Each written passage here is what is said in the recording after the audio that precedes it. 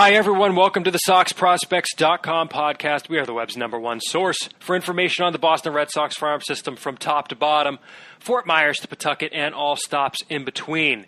Thank you for the listen. My name is Chris Hatfield. I'm the executive editor of SoxProspects.com, and I'm joined, as always, by our director of scouting, Ian Kundle.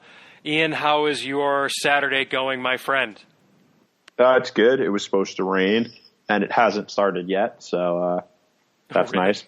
Yeah, but it's just too humid, so I haven't gone outside. I was going to say, didn't you bang a trip to Lowell because you thought it was going to rain?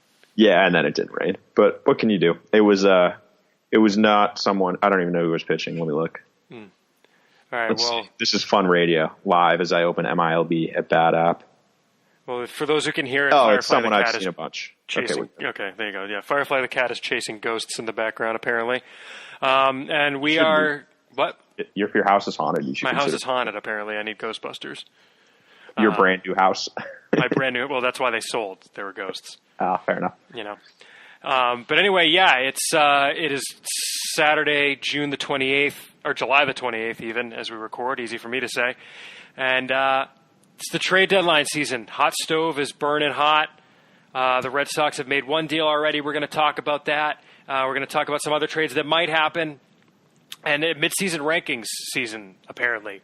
Seems a little late to me, but hey, MLB Pipeline and Baseball America both released their mid-season team list updates, so we're going to discuss those a little bit. The Sox Prospects August 1st list is not out as we record this. It'll be out perhaps when you're listening, but we're going to talk about that next episode. Maybe give you a little bit of a preview with what we're going to discuss a little bit here, but really just kind of the top five. There's really clear top five in the system right now. How does that shake out? Why should it shake out that way? We've got some thoughts, and we'll share them with you. But first, some really quick notes. Of course, the Sox Prospects donation drive is still on. You can support the podcast, of course, by making a per-episode pledge on Patreon.com. And as always, we want to give a shout-out to our $5 level Patreon supporters. That'd be Sox signatures Lendell Martin, Kirby Miller, Gerardo Ian Tosca, Kyle Costigan, Tyler Woodrow, Jeff Trainer, David Nardone, Tim Harding, Ernest Shermer, Bill Stanton, Deb Kendall, Evan Kirkwood, Chris Fox, James O'Hara, Nathan Kenyon, and our newest $5 level contributor, Andrew Wallen. Thank you to all of them. But also, during the donation drive, we ask for your contributions. We're pretty close to the break-even point that we need to get to continue our level of coverage. I don't know if Mike did this on purpose, but he said, we're right around 6,000, and he wants to get maybe 900 more. I don't know if he was just being a wise guy, whatever. But hey, we're close, but we still need your help. And to contribute, you can head to SoxProspects.com/donate.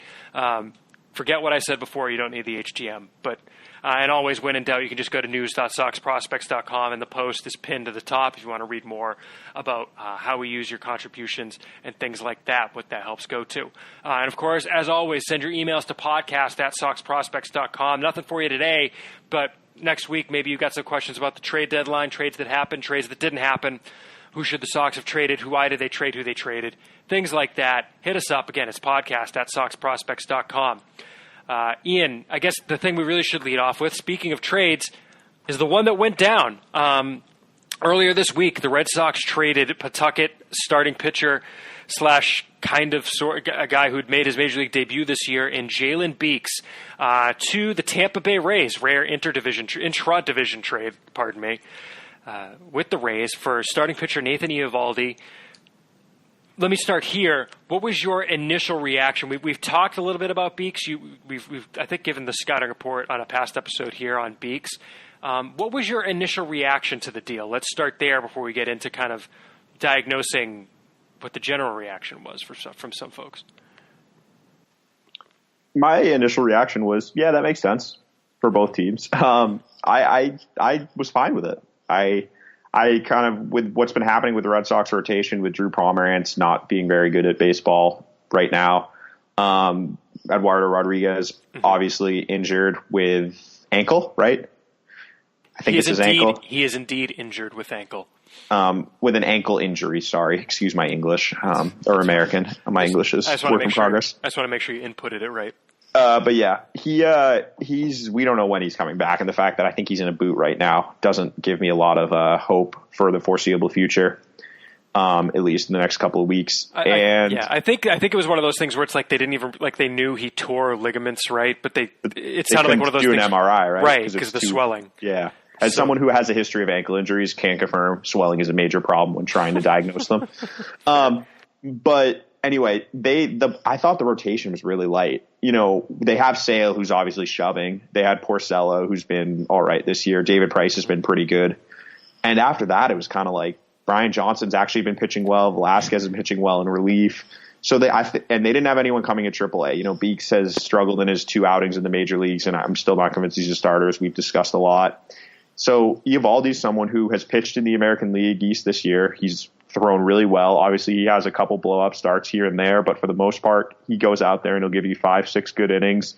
He can miss bats. When you're getting someone like that I think he's on a minimum salary too, which keeps them under the luxury tax threshold. You can correct me if I'm wrong there. Yeah, still. You're wrong. He's making $2 million this year, so he's got less than $1 million left for the year. So okay, so it's not a minimum, but it's enough to keep them under the luxury tax threshold still. And give them room to get a reliever potentially. Exactly. I think that's a pretty valuable asset, and I'm sure the Rays knew the money was important to the Red Sox. So they had to give up something to get something. And given this team is, I think, 6 games ahead of the Yankees, as we're talking on Saturday, and the Yankees already lost game 1 of a doubleheader, you got to go all in this year if you're the Red Sox. The best. This is a really good chance to win. The National League is weird this year. Who knows who's that good this year? The teams we thought were going to be good are not playing that well. Who knows what's going on over there? And then the American League is a gauntlet. You have the Yankees, you have the Astros, you have the Indians. Everyone's making moves. And the Red Sox, they couldn't be left behind. They had to do something. And so I like it. I'm fine with it. Yeah, I was fine with it too. I mean, like you said, you have to give up something to get something. And I think it's kind of funny. Everyone just has this immediate guttural reaction to Dave Dombrowski trades involving a prospect, I think is part of it. I looked at it. You look at what Eovaldi's done this year. I mean, he coming off Tommy John, his second Tommy John, in fact, didn't start pitching till May 30th, and he's really been pretty good, man. I mean, the ERA is 4.26. There's one really bad start in there, honestly. Other than that, he's been pretty consistently good. The home runs are kind of an issue. He's given up 11 in 57 innings. So that's a lot higher than where you would want it. But I think he really kind of anchors. Let's put it this way. Unless Eduardo Rodriguez comes back strong, I can't see Eovaldi. You mentioned going Sale, Price, Porcello, Rodriguez in the postseason. If that's what the rotation winds up being, great. Eovaldi can potentially move to the bullpen, although he really has more or less pitched in the rotation since he came to the major leagues. But maybe he could do that, or maybe he's pitching better. I just don't want to hinge the team's postseason rotation on Eduardo Rodriguez. Either Eduardo Rodriguez coming back healthy, Drew Pomeranz figuring out what the hell is going on with him, or Brian Johnson continuing to kind of catch lightning in a bottle here the way he has lately. Which, maybe there's a quick separate conversation we can have about the whole Drew Pomeranz starting and Johnson heading to the bullpen for now thing. I don't get why people are freaking out as much about that as they are, including some of the guys on the beat that don't get it. But at any rate, Anyway, we can get there in a minute maybe. But they needed Eovaldi to anchor things down. I mean, at the time that they went and acquired him, the rotation included both Johnson and Velasquez because Pomeranz technically hadn't been activated yet. I mean, you can't, at this point of the season, have a rotation that contains both Brian Johnson and Hector Velasquez and be okay with that. Because clearly Jalen Beeks had shown he wasn't going to be that guy this year, right? Well, you can be okay with that if you're like the Detroit Tigers. But if you're the Boston Red Sox... okay. Yeah, no, I know. I'm being a smartass. But, yeah, they needed to make an upgrade. Yeah. Yeah, and I mean, Beeks... pretty good play, and he's fits well. I think you made the point. And if you want to go ahead and say it, go ahead. But fits really well with the Rays, honestly. Oh yeah, I love him. I think him in there. I don't even know what do they call it, the starter, or what do they call it, what do they call that stupid reliever who starts thing? Oh, bullpenning. Whatever they call it. Anyway, bullpenning. Okay, whatever they've been doing down there.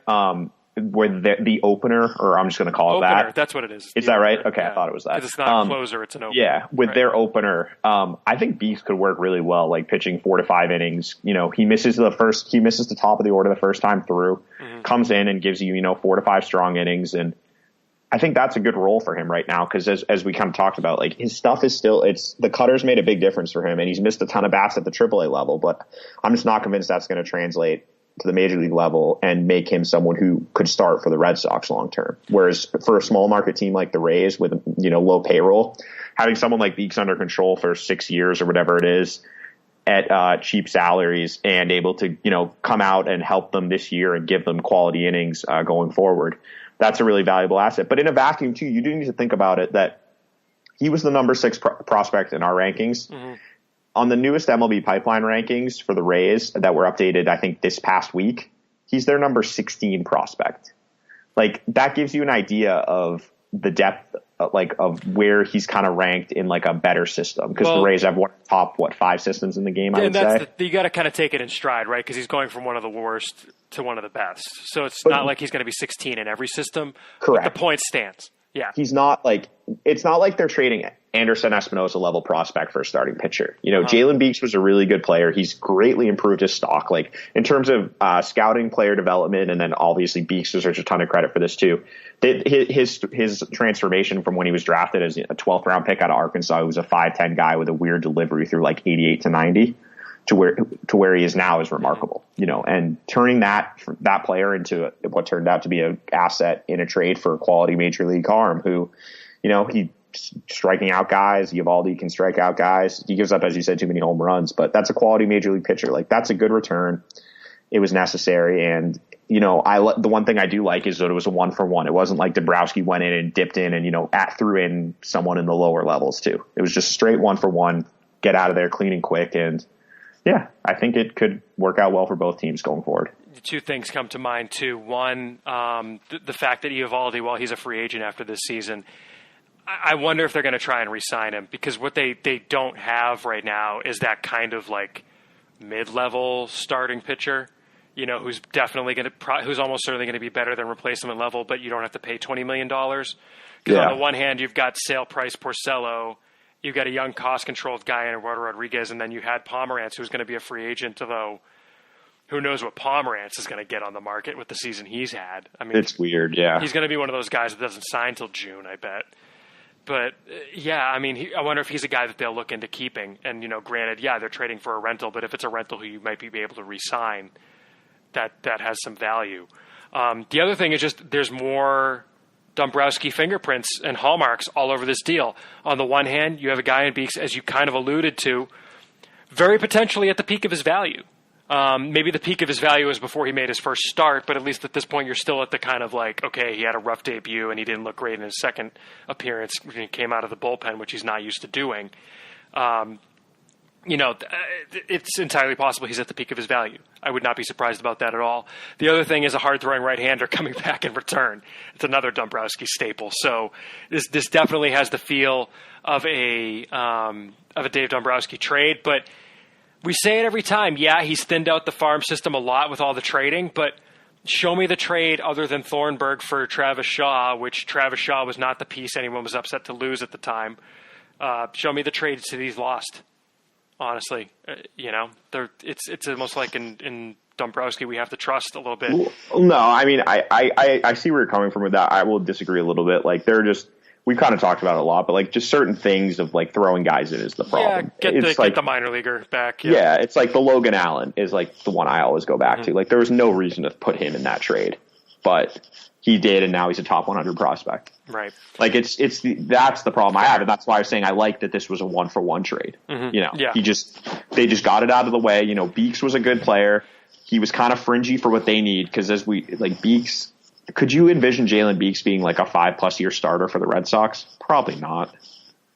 Like, I can envision your microphone rubbing up against the zipper on your shirt. Oh, sorry. No, I'm not wearing a zipper. It's just a t-shirt. Sorry. Okay. But I'm just like, I'm not convinced he could stick in the rotation long term with the Red Sox. And then if for the Red Sox, if he's like a long reliever, I'd give me Eovaldi like this year. Someone who can help you. So yeah. Well, we've talked about the window they have, and if they have this like, 2018, 2019 window, then why are you saving prospects? Like, push your chips in, I mean, I don't know that this is an organization that's ever going to allow the major league team to go to a full rebuild like the Orioles. I mean, I guess Dan Duquette told the season ticket holders at the State of the Orioles meeting this week that they're going into a full rebuild mode. Which they should. But I can't see the Red Sox ever doing that. But that said, I mean, there is a window here, you know? Yeah, because it's one of these things where, like, I think Sale's up after next year? Yeah, Sale's up after next year. He's got. That's assuming they exercise his option. Oh, that's gonna. We'll see if that happens. But but Bogarts is done after next year. Mookie's got 2 years. Like, as you said, there is kind of a window where Porcello is done after next year, where all their financial commitments and all their young guys are going to be coming up in the 2019, 2020, 2021 years. So this year they have the best record in baseball by several games. Like, yeah, you got to go for it. And if that's the cost, like, they've made one upgrade. The question is, I mean, I still think there's more upgrades they need to make though. And that's what we in the business call a transition. I mean, it seems to me there's two areas that are getting tossed around for potential upgrades, one being the bullpen and one being second base. Do you see them going and making moves at either? I think the bullpen seems like a pretty obvious one. I think the bullpen's more likely than second base. I think they need another lefty. That would be ideal to me. Yep. But because you look right now, like Joe Kelly has been terrible the last month, maybe. Mm-hmm. I think it's maybe 2 months. His voodoo wore off. And with him being struggling, it's put a lot of pressure on Barnes and Hembree, who have both been really good. Thornburg, we still don't know exactly what's going to be the deal with him. Ryan Brazier has come up and been pretty good given he came from, but he's giving up a ton of hard contact and getting pretty lucky in the games I've been watching. Mm-hmm. So, and then Johnson and Velasquez are just innings eaters in terms of bullpen arms. You're not going to throw those guys out in playoff situations, except if it's the third inning and you need someone to come save after a starter got pummeled. Mm-hmm. So they don't have and you notice on that list, the only lefty we listed was Brian Johnson. Yeah, I mean, you've got Pointer and Scott who can come up and down, but they're mid innings guys. They're not late innings guys. And in October, you need hard throwing relievers. Yeah, that's what it comes down to. They need BJ Ryan is what they need. Well, they needed Zach Britton, but they weren't getting him, given what the Yankees gave up. But they need I think they need to go out and get one reliever, whether it be a righty or a lefty or a righty who can get lefties out. That just seems to me is the biggest need. And then second base, I think they could use a second baseman because Brock Holt has kind of come back to earth and Eduardo Nunez has frankly been terrible this year.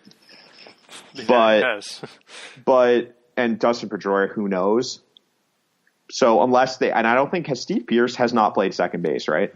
Not for the Red Sox, I don't believe. I think he hasn't done it in a while. So I know he's played second base. That's but I was wondering when he was. Yeah, okay. He played 121 games in second, 121 innings. Yeah, no, I was looking at the 2 innings he played for. Oh, and he was minus 24. That's not good. No, so he's not a good second baseman.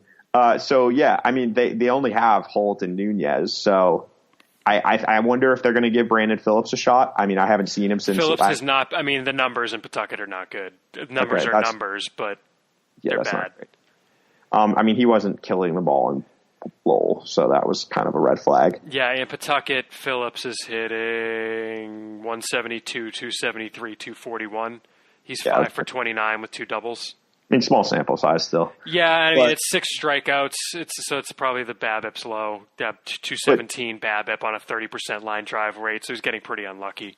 Yeah, but I think it shows, at least when they're signing him, they're signing Adam Lind. I do think they could potentially acquire a bench bat too. And ideally that person would be able to play second base because there's no one coming in the AAA level except for Rusney Castillo, who will never get called up, who I would consider as potentially having an impact if they had to throw them out there more than once a week. They're not calling up Rusney Castillo. Well, no, that's what I mean. That's what I said. But if they did, he's the best player in AAA right now for that team in terms of offensive. So, yeah, man, he's hitting 396, 450, 509 in July. He's good at baseball. He just I mean, not great, but he's like a solid player. He should be in the major leagues, but I don't think he's not a difference maker. I mean, he's got a 450 average on balls in play. No, but if you're telling me you give me a list of who's in that AAA lineup, he's the guy who could help him. Zuelin, but he's already up and down for whatever reason. Yeah, but anyway, I do think they could use another infielder, but the question is how much can you get both those people and stay under the taxed. And probably. do you have the bullets that you want to use? And that's the other thing. I mean, and a lot of infielders have already been dealt. Mm-hmm. Like we saw, who was it? Eduardo Escobar was dealt yesterday. Yeah, I can't see them getting Dozier. Asdrubal was dealt. Yeah, Dozier. I think Dozier is like one of the few guys available. I mean, you're seeing, I think it says a lot about the second base market with what's left after the deals that the Brewers traded for Mike Moustakas are going to move Travis Shaw to second base. Who would have thought, by the way, Travis Shaw, second baseman? Man, we'll see. But I mean, the Brewers very clearly have a put the 9 best guys on the field attitude, but yeah, which I like. See how that works. Yeah, but anyway, it's as you said, it's the combination of do they want to go over the tax and what is it going to cost them for these guys? Mm-hmm. And they have, if you look at the system, yes, it's better now with all the draft fees, but if you think about it, none of the draft fees can be traded. Right. So, the number of players that they have that teams would want is not as much as like the rankings might show. Because if you're going to have to take out, 5 or 6 guys in the top 25, 2 or recent draftees. So, right. Yeah. It's going to be interesting. Yeah. Yeah. I mean, I just, I do wonder, can you, if your catcher spot gets solidified, I don't know. I just, second base doesn't feel like as much of an immediate need because you could, in theory, I almost feel like if they trade for someone, Brock Holt or maybe not, Eduardo Nunez is probably hoping for too much, but like the chances that a Holt is able to string together 2 months or at least a playoff season and contribute from second base is just as likely as, a Dozier. Maybe it's not just as likely, but it's a non-zero chance that you're going to get just as much out of Brock Holt in the postseason as a Dozier, whereas they could use another 8th inning guy. I mean, I agree, but I would say like Brock Holt though, like Dozier's someone who, games on the line I can see hitting a home run in like the 7th inning of a playoff game. Is Holt not though? I mean, Brock Holt's hitting 278, 360, he's hitting 226 with 1 home run. Yeah, right, he's been not very good after that start. Like, he's a bench. He's a utility guy. I don't want to go into the playoffs with him starting at second base, but I would be more comfortable with that than what they have with the bullpen right now, if that makes sense. Yeah, fair enough. Hey, but Blake Swihart's hitting now that he's getting to catch. Yeah, and we'll leave it at that. It's going to be great when he's the everyday catcher come October. We're not going to go there again. Okay. All right. Anyway, so have we exhausted the trade thing? What was the point I was going to make? Oh, the Pomerantz Johnson thing. Just a real quick note on that.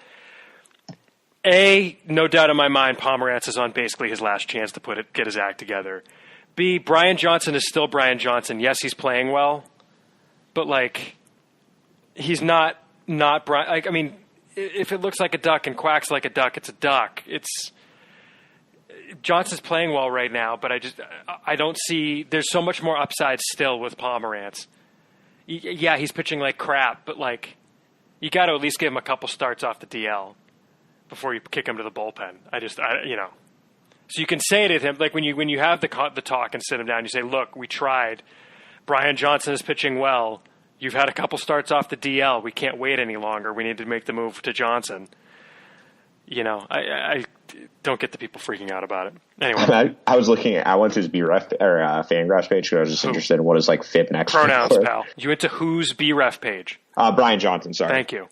And I was actually his FIP is only 3.73. I thought it would have been higher, but his xFIP is 4.4. So. Well, and it's his starter versus reliever split, and in the bullpen he hasn't been nearly as good. And the projection systems do not like him going forward. They have his like ERA close to 5. Well, and it's like we've said, he doesn't have stuff that projects in the bullpen. Like he's a starter. Like he's like a 5th starter. Yeah, he's a swing man that you use him as how they've used him this year is how they use him, but he's never going to be. He's not the lefty reliever they need. No, exactly. So anyway, all right, cool, fair enough. Moving on, I guess really quick. You've been to Lowell a couple times. Anything worth reporting back from there, Ian? You've seen some guys we haven't talked about before. Yeah, right? I was just trying to bring up the draft page. I think 16th round pick. Yep. Yes. Who got 88,000 over slot. I saw him in his 3rd outing, I want to say. Yeah. And he got hit a little bit, pretty hard yesterday. The defense wasn't great either, though. But he looked kind of relieverish to me. There's some effort in the delivery. Fastball was up to 94, 95. Let me check. Fastball was up to 94, but it was mostly like 91, 93. He showed a curveball, slider, and changeup. Curveball was the best secondary to me. I thought maybe it could be like an average-ish pitch, maybe at 55. Slider and changeup were both below average potential. I didn't see a lot from them. And his stuff, the fastball came out hard, but it, decreased a little bit as the game went on, which was expected. I mean, he pitched a long college season. And he was a reliever in college. And he was a reliever in college. And now they've got him starting, interestingly. So, but is he on the Abe Alvarez plan? He's pitching 3 innings. Oh, interesting. That's more than I guessed. Yeah. So, we'll see with him going forward. It's a strong arm, like a pretty strong arm. And given where they took him, he's interesting. He's got a good frame. Well, he's got 4 pitches, so maybe cut that down in the bullpen role. We'll see. But it looks like they're going to develop him as a starter, at least initially. Mm-hmm. And 50 pitch limit, it looks like. Yeah, and then other than that, Jarren Duran continues to just hit singles and doubles and run around the bases like it's fun. I would it is fun. His instinct, what do you mean like it's fun? It's fun to run around the bases. Especially when you're as fast as he is. Yeah, exactly. I will say his base running instincts, stealing-wise, are not great. His jumps are not very good, but he's one of these guys that once he gets going is where it really shows. So, like, he can go from first to third and, like, just to snap your fingers. So I think that's something that he's going to have to work on with the coaching staff, kind of, reading pitchers well and getting off and kind of getting to his top gear quicker when he's starting in that lead position. Because when he's out of the box, as soon as he makes contact, he's gone. And it's really fun to watch. Could see him working with like Tom Goodwin and Instructs or something. That's what I mean. Yeah. Like I could see that. Because, he is actually up to 11 steals, but he's been caught 5 times, which isn't great for someone with his speed. Mm-hmm. But I saw a nice stat that he currently has a share of the minor league lead in triples for the year. No kidding. Yeah. He's played 34 games. So 9 triples in 34 games. That's kind of good. I love that. Yeah, he has 9 triples this year and 5 doubles. Well, that's what double plus speed and the New York Penn League defenses will do for you. Yeah, because he just flies. So that's fun. But I actually got a pretty good look at him in center field last night for the first time, and I can see why they moved him from second base because he's such a good athlete that it wastes his athletic range and athleticism at second base, and he's got a good arm. He's like a 50 arm. But you can tell it's raw out there. His first step and reads are really not great. He misplayed a ball over his head where he kind of froze for a second. And he still almost caught it because he's so fast. But he wasn't able to get back to the wall and catch it because of the initial misread. And then he had another one where he had to come in on a ball. And it was a center fielder's ball, but it was kind of in that Bermuda triangle between shortstop, left, and center. Yeah. And a confident center fielder would have taken control of it and got it. But he kind of slowed down as he got close and at the last second lunged for it and missed it. And so I think the instincts and just kind of the nuance of playing center field is something he's going to need to work on. But you can see it makes complete sense why they want to move him there. Because his athleticism in that position, his range, if he can figure out the first step in the reads, that's a potential plus defender out there. It's just that stuff is just going to come with reps, which makes sense. I mean, he's never played the outfield before, I don't think. So, well, it's interesting because they were mostly playing him at second base from when he made his debut on June 17th until actually July the 18th. Was that when Brandon got hurt? Well, exactly. That's what I was about to say. He played 3 games in center field, so they were kind of slowly exposing him to it. But in the first game of the doubleheader on July 18th, Brandon stole second and came out of the game with an apparent injury. We don't know. We're trying to find out more about it. But since then, Duran's been the primary center fielder in Lowell, basically because it makes sense. Dylan Hardy, who's there, has also played a little bit of center. But if Brandon's down, might as well give Duran some run out there, right? So, well, yeah, and Dearden and Esplin are not playing center, so right, exactly. So that you've got 2 corner outfielders, and you've got the 2 so give them some run in center, and they've got some guys. They've got kind of a mix of guys that they're rotating between second, third, and short. Yeah. So get him out of that rotation, play him in center every day, and it's kind of funny to me actually. They've got him learning center field in Lowell, and they've got Kervin Suarez learning center field in Greenville. It's kind of a interesting little parallel there, but. Yeah, the speed's going to play out there, So I get why it really plays. And just a couple other tidbits.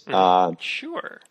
Devlin Granberg I kind of like him just because he's. So Devlin Granberg, let's give a little bit of background. Go for it. draft pick this year, drafted in the 6th round out of Dallas Baptist. Senior, but got $40K, which is a lot. He was top 250 for BA this year, his top 500 on perfect game. Was a guy who really performed at Dallas Baptist. He was 443, 541 on base, 680 slugging. Seems good. Yeah, but I think Dallas Baptist is like NIA, right? Like no, it's D1. Is it D1? Okay. Yeah. Who was I thinking? Someone else was at NAIA. Oh, I think Hardy was NAIA. No, he was South Alabama.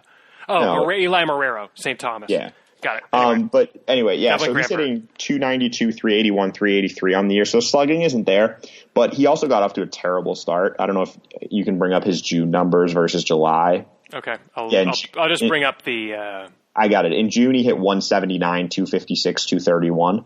Mm-hmm. Versus in July, he's hit 346, 438, 457. All right. So he's starting to come around as he's kind of getting more comfortable. And he's got a good swing. He's actually sneaky athletic, given he's like 6'2", 6'3", 230. He can run a little bit. He's like an average, so it's like a 50, 55 speed. I like his swing. It's short, compact. He's got some pop in there. He can drive the ball a little bit. So he's just someone I kind of like. I'm not sure there's much like his ceiling there, but he's someone I'm going to be watching just to see how they adjust as they move up the levels. Mm-hmm. It's interesting, actually, just really quick on Granberg. If you look at his game by game, he actually started his career with an 0 for 14 in his first 4 games. And if you do, since then, in the following 29 games, he's 330, 419, 434. So it's not even June. It's just...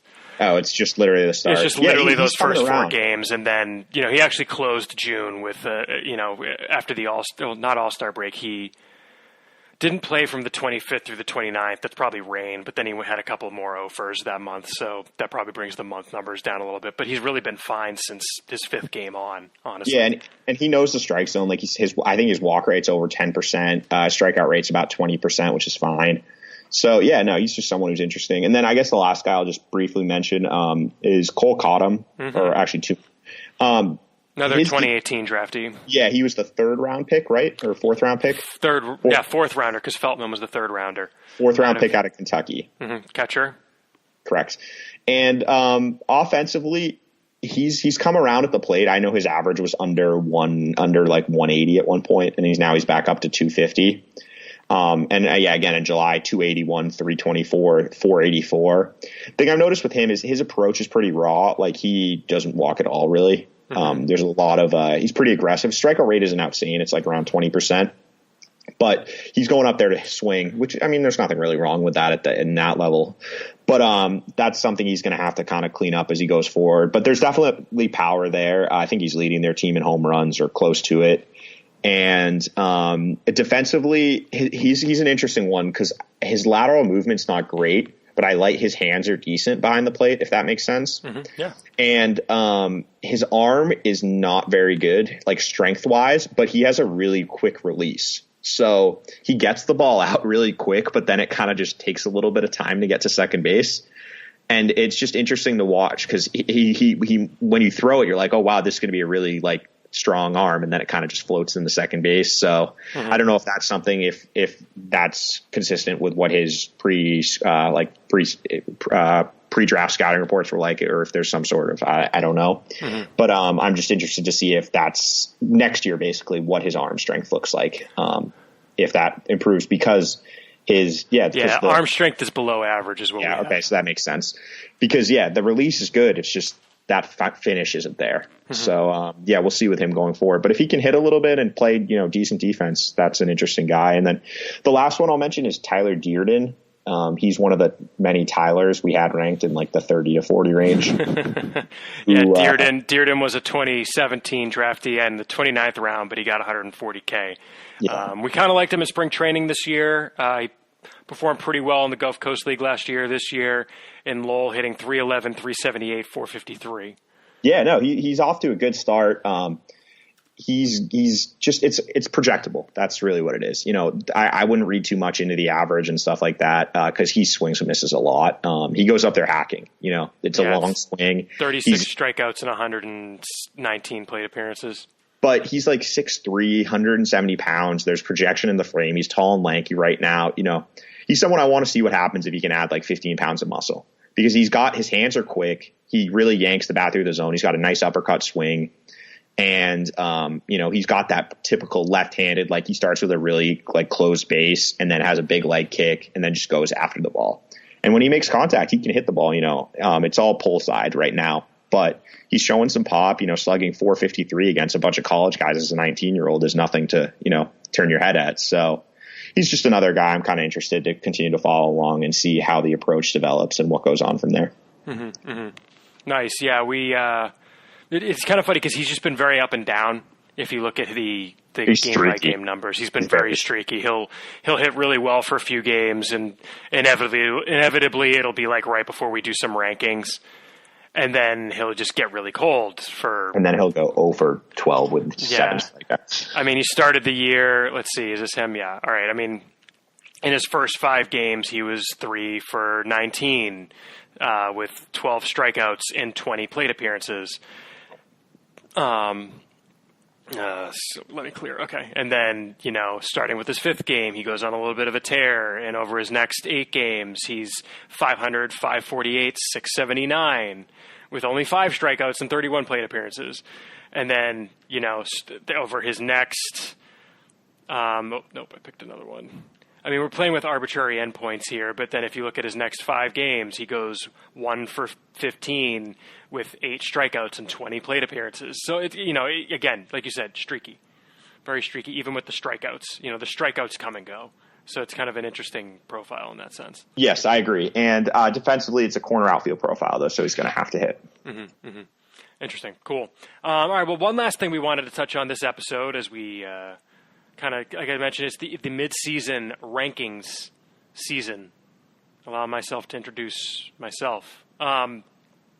Both Baseball America and MLB Pipeline, 2 websites that we really, respect for the work they do covering the entire minor leagues. Never mind, the Red Sox system. But they came out with their mid-season top 10 and top 30 rankings in the case of MLB. For the system. And I guess the thing we really wanted to focus on, I don't think there's a whole lot of difference, honestly, when you consider the kind of tiers that exist for guys. I think tier-wise, everything's more or less consistent. But, kind of the interesting thing is really in the top 5. I think at this point, you have a very clear top 5 in the system. And to all the Bobby Dahlbeck fans out there, I don't think he's there yet. He keeps hitting like this for the rest of the season. Maybe he will be. But I still would take anyone in the top 5 over Dahlbeck and not really worry about it too much, although we're getting there. In the top 5 in some order is Michael Chavis, who, is now – I guess he's been off of being suspended for a while, but he missed about 10 days with an injury. So he really – I don't think he's had 3 games in a row or more than 3 or 4 games in a row at one level. Without any kind of break for injury since he's come back. So he really hasn't gotten on track yet. But Michael Chavis, left-hander Jay Groome, obviously, who went down for the season with Tommy John surgery. The Red Sox 2018 first-round pick, third baseman / first baseman Tristan Casas, who has played a game and a third because he got hurt in his 2nd game, and he's going to miss the rest of the season with a torn UCL in his thumb. And then Salem right-handed pitchers Brian Mata and Tanner Houck. Mata, obviously 19-year-old out of Venezuela who played in the Futures game, and Tanner Houck, last year's first-round pick out of the University of Missouri. And I think very clear that that's a top 5 tier, and we're kind of thinking about this as we do our, kind of rankings for August 1, and we'll get into this more in our next episode when we talk about those rankings. But I think, really kind of the 2 questions are how to rank Jay Groome and Tristan Casas, which within that grouping, and just what do you have in these guys? Because, for me, Chavis, nice player. I mean, I think we've got him as a 5, right? I mean, MLB Pipeline's got him as overall 55. I don't think BA did anything like that this time around, but, I think that's about the same. You've got Mata, who MLB has Mata and Houck as overall 50 future values. We have them as, I think, overall 45s future values.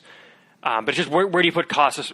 Where do you put Casas and Groome in that ranking? And really part of that, with Groome, is the injury question, where, as we've discussed, he's going to finish next year without having had a full season of being healthy. In fact, he'll have finished next year having basically thrown, at best, like a little under one season's worth of innings in the previous 3 seasons. And then you look at Casas, who, again, it's a draftee. We haven't seen him against competition yet. Just really hard to rank him. I mean, we've got pre-draft reports, but I personally am very cautious with reports we get pre-draft because they're just way too variable for me to put a whole lot of stock in them. I guess I'll just throw it to you.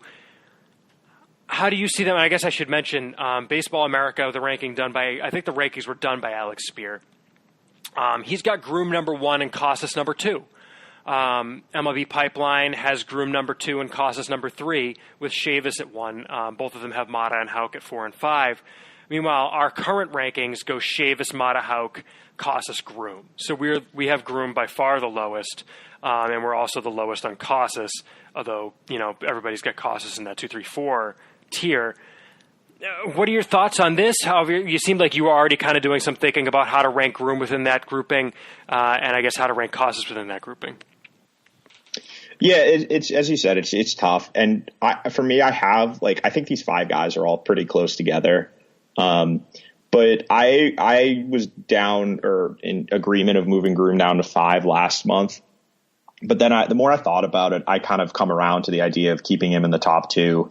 And it's simply because when he comes back, I think the upside's still there, assuming health. And I don't think it's fair to just assume that he's not going to come back healthy, if that makes sense. And I mean, let me interject. I don't think the question is if he's not going to come back healthy. I think the problem is that he's basically going to have missed 3 years of development. Right, but he'll still be 20 years old or 21 years old. He'll be 21 and he'll have one more season before he's Rule 5 eligible. Yeah, but that's whatever. I don't really care about that. But he'll be 21 and he'll probably be in Salem. Like Tanner Houck's 22 and in Salem right now. Obviously, it's not ideal developmental wise, but I just think that his upside, even if it drops a little bit, like right now, I think it could be like a number, like a low end 2, like high end 3, ceiling wise. If that drops a little bit, and let's say it's more like a number 4, number 5, number 4 starter upside, that's still what like the ceiling is for Houck and Mata, best case.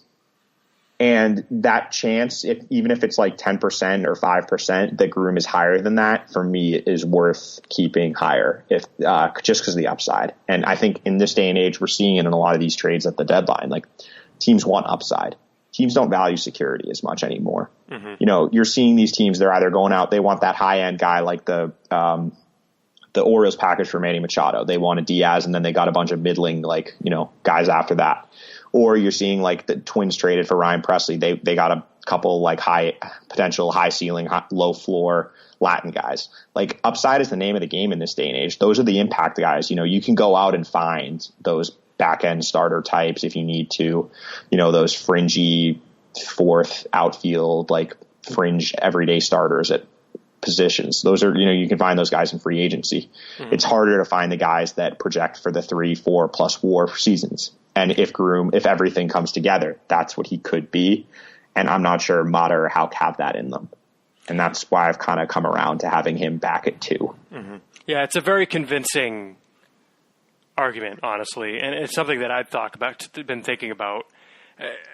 Part of it is just with Tanner Houck, the numbers are finally starting to come around, and he's been really good of late. We should mention that. Yeah. He's shoving. And I wasn't, in fact, mentioning that. Yeah, sorry. If given a minute. I got fired up. I can tell you're excited, and I like the excitement that you're showing. But, if you look at his previous, how far back should I go here? Let's go back to like mid-June. So in his last 8 starts, it's 46 1/3 innings, 47 strikeouts, and only 18 walks. The whip is, let's see, I don't want to do math. BREF, please tell me what the whip is. You're not going to. Okay. 32 plus 18 is 50. So he's got 50 divided by 46.3333 repeating, of course. Close to 1 whip.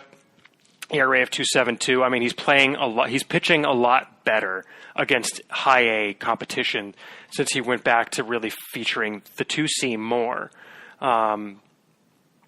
Still, in theory, throwing the 4-seam, and I guess just to clarify kind of my thoughts about it before. Apparently he is still throwing both, but the velo separation isn't there. So when I had seen him in spring training, the 4-seam was coming in about 2 miles per hour faster than the 2-seam. But again, like we talked about, straight as an arrow. I mean, it was getting ripped. So now they're both coming in a similar velo band, which is probably adding a little bit of deception to the 4-seam. You're expecting to see some run or some cut, and you're not seeing it. But he's still primarily featuring the 2-seam, which he's more comfortable with. But the question is, I just don't know that he's got a starter's mix right now. It's fastball, breaking ball, changeup's a clear third pitch. He's still working on it, and he needs to still work on it, even if he's going to pitch out of the bullpen, just as a show me third pitch. I think to me, I look at him and I see, late inning reliever. Honestly, I don't know that I see starter right now. And I think that's why the Red Sox were trying to develop him with a different arsenal, because they wanted to give him a chance to start. And I think just he's going to pitch well until he gets to Double-A and maybe even Triple-A with the arsenal he has, because he pitched in the SEC, which is basically A-ball, more or less, basically low A-ball. I mean, he's doing what we would hope he would have done at this level now. Mata, the thing to me is he's still just so young. I mean, you look at Mata compared to Groome even. Yeah, Groome's young. Groome is August 23, 98. Mata is, I think, basically the same age. May 99. So he's almost a year younger and would have been pitching a level higher, although Groome hopefully would have been to Salem at some point this year. The fact is, I think Mata, if he learns another pitch, does the cutter, complete the arsenal for him? He's still young, and my understanding is the Red Sox aren't really keen to teach guys a cutter until they're maybe a little bit more mature physically. We talk about the walks and just kind of think about it. Walks can come from wildness, or walks can come from basically guys not swinging and missing the way they do at other pitches who have a different arsenal. So I'm interested to see whether the walks kind of work themselves out as he maybe adds a cutter or something and completes the arsenal and is able to kind of induce more swings and misses on, say, fastballs out of the zone. That's why I'm still a little higher on Mata. Don't disagree necessarily with your comments on ceiling, but I think just chances. I think there's a little more variability there, right? There's pitches yet to be learned, and he's going to pitch all of this year, and he's going to pitch all of next year, which we cannot say about Groome. I think Groome versus Houck is maybe a little bit closer, but to me, I'm still taking Mata over Groome as a guy who's healthy, good body. I mean, compared to Groome, who.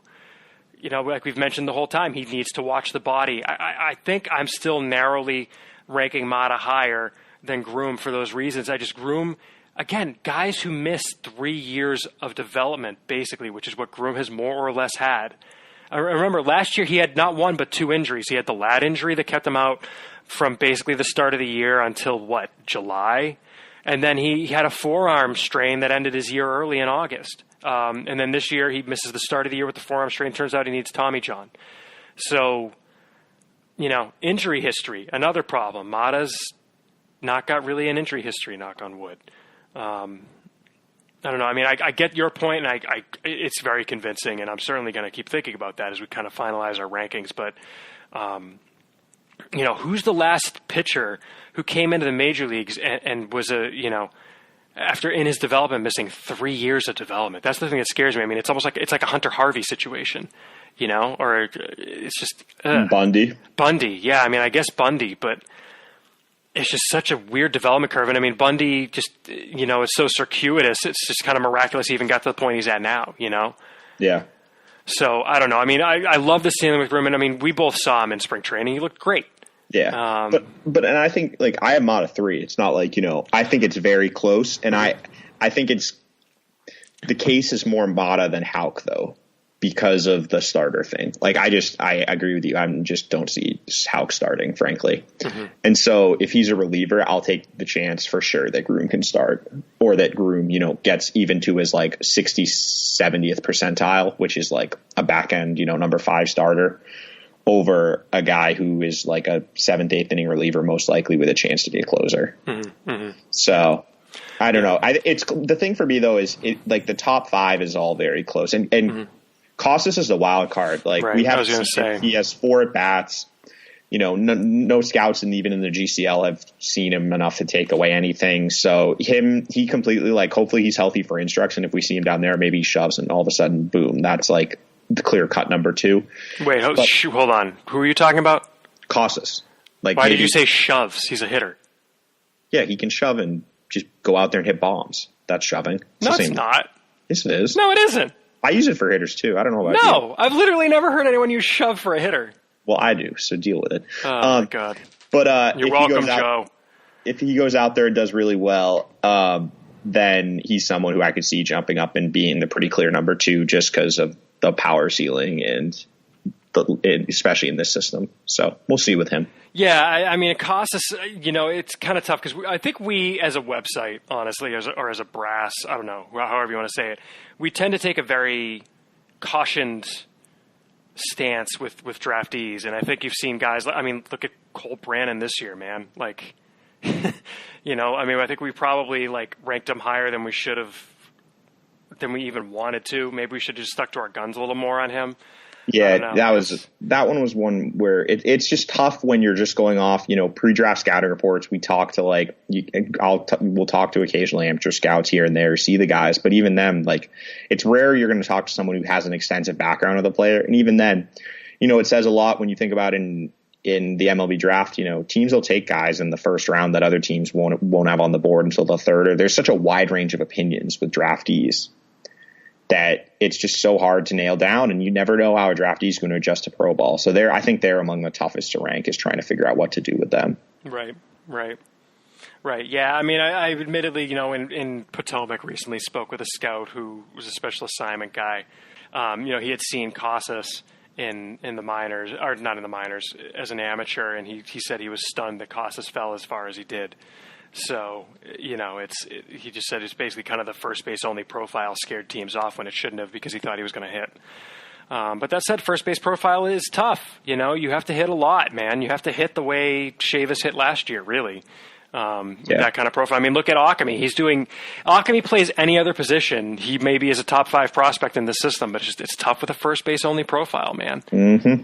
Yeah. And I think, though, kind of getting back to the draftees a little bit, you look at, like, they've obviously been pretty unlucky with guys like Decker and Casas. And then you have the other guys on the other hand. It's like Feltman, Northcutt. You don't want to overreact too quickly, if that makes sense. Yeah, I mean, like we talked a little bit about Feltman last time, but it probably bears mentioning him again. I mean, Feltman's continuing to shove in Greenville in 6 innings. Yeah, 6 innings, 3 ERA, 13 strikeouts. I think all of them swinging.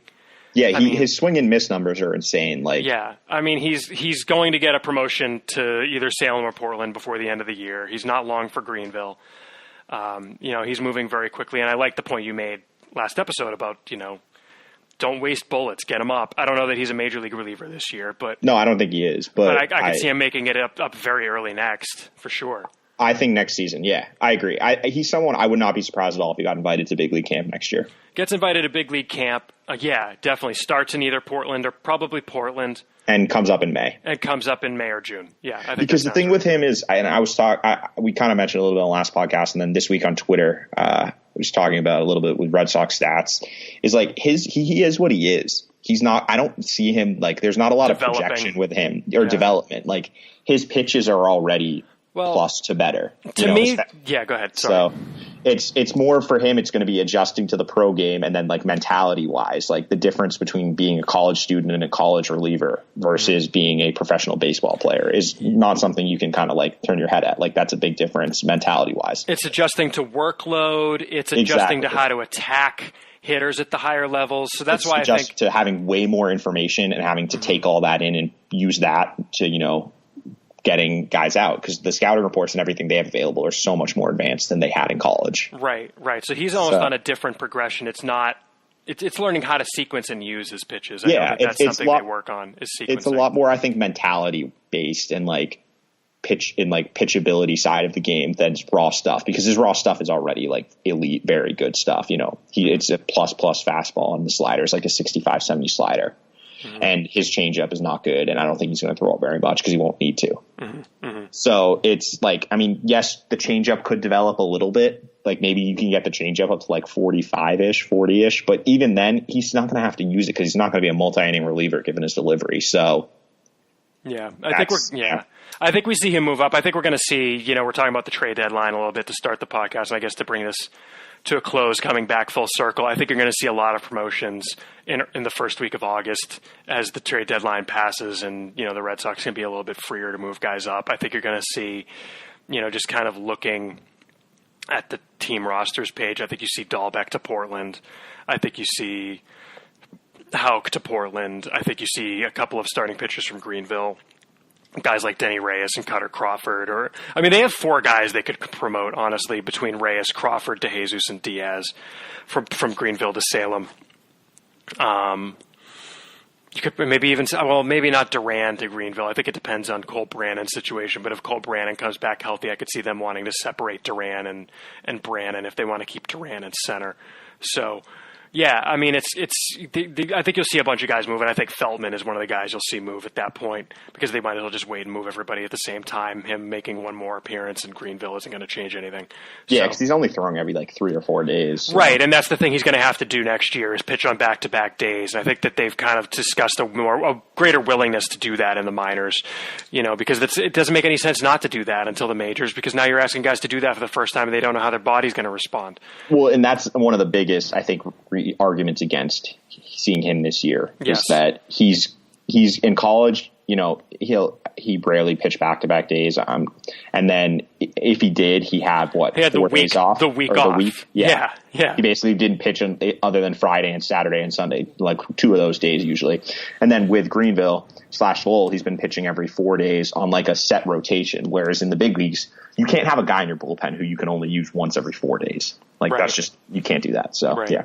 Right. And even when rosters expand, it's not like the Red Sox are going to be in knock on wood. They're in the playoffs. I guess in theory the Yankees could get their act together and challenge them for the division. But, in theory, I don't know that Durbin Feltman being up for that is what makes the difference. Right. Well, no, and they have a ton of guys. They have multiple relievers on the roster who have not got a chance to the big leagues yet, who have to be there's no point in adding him when you have those guys and haven't given them a shot yet. Harris, Buttrey, Shepard. Although Buttrey's on the DL with knee inflammation. True. But yeah, they have Harris, Shepard, Buttrey, Walden. Shepard, meh. But I don't know that we see Shepard come up, but yeah. But anyway, yeah, the point stands. And of course, any potential acquisition, as we discussed earlier. Mm-hmm. Mm-hmm. All right, well, I think that was the cat telling me it's time to wrap up. No emails this week, so, hey, make sure you send them in podcast@soxprospects.com. We want to talk about what you want to hear about, so make sure you hit us up. Let us know what you think. I did get one email this week from a long-time forum poster and I guess listener to the podcast who appreciated me pointing out last episode, Ian, that we need to mention guys' names. So thanks. Oh yeah, that's a problem on all podcasts. Yeah. Oh, and that's what I told them. I used to listen to some fantasy baseball ones where it would drive me nuts. They talk about it. At least with us, I feel like you can kind of discern who we're talking about because there's like a 200-player universe that we could be discussing. Yeah. And let's be honest, really about a 60-player universe or 80-player universe that we could be discussing. We get a lot of context clues too. Yeah, but it's like Major League Baseball. That's a lot of guys that could be getting discussed. So anyway, hit us up. Thanks as always to Podcast Joe 2.0, our producer, Joe Tetrault. Thank you all for listening. You can follow Ian on Twitter at Ian Cundall. That's IANCUNDALL. I'm at SP Chris Hatfield. For Ian, for me, and for the lap cat chirping at birds here in the room with me, thank you all for listening, and we'll be back at you soon.